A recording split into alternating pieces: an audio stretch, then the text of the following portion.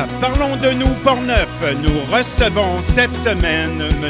Joël Godin, député de Portneuf-Jacques-Cartier. Alors bonjour tout le monde, aujourd'hui 12 avril, le printemps est à nos portes.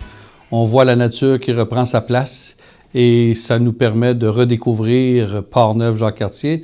Disons que les derniers mois, la dernière année a été très exigeante.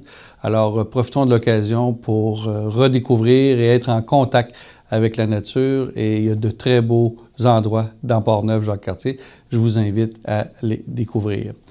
Quelques nouvelles de Ottawa. Cette semaine, la semaine dernière plutôt, il y avait le dépôt du budget fédéral de la ministre des Finances, Mme Chrystia Freeland. Mme Freeland a déposé un budget qui, malheureusement, ne répond pas aux besoins des Canadiens et Canadiennes. Ce que l'on remarque dans ce budget-là, c'est qu'il y a beaucoup de dépenses, mais rien pour donner de l'oxygène, de l'aide et du soutien aux Canadiens et Canadiennes pour faire en sorte qu'ils puissent passer à travers cette inflation. Nous sommes dans une période d'inflation et je pense que le gouvernement fédéral aurait dû donner un petit peu de moyens et d'espoir.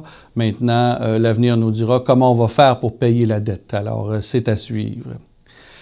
Également, au niveau de la modernisation de la loi des langues officielles, le gouvernement a déposé le 1er mars dernier la loi et nous avons fait des représentations, nous continuons à faire les représentations pour faire en sorte que cette loi soit encore plus mordante, plus exigeante auprès des obligations des différents ministères, des institutions et des compagnies telles Air Canada pour faire en sorte de respecter les deux langues officielles et vous comprendrez qu'une des deux langues qui est la plus fragilisée, c'est le français. Alors, ce que l'on attend du gouvernement, c'est que ce projet de loi soit amendé et nous allons proposer des amendements, comme, à titre d'exemple, un amendement pour faire en sorte que seul le Conseil du Trésor soit l'agence centrale pour imposer aux différents ministères et institutions le respect des langues officielles. Si le gouvernement fédéral ne peut pas faire respecter la loi, qui peut le faire?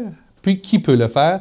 Alors, c'est une question que l'on va poser et on va demander au gouvernement d'amender. Également, au niveau des clauses linguistiques, il y a des ententes fédérales, provinciales et territoriales et je pense que le gouvernement fédéral doit obliger les provinces, au Québec comme ailleurs au Canada, dans des milieux où la minorité francophone est présente, de faire en sorte de donner les outils, parce que ce n'est pas un manque de clientèle, ce n'est pas un manque d'intérêt de la part des citoyens canadiens et canadiennes, c'est un manque de moyens et d'infrastructures.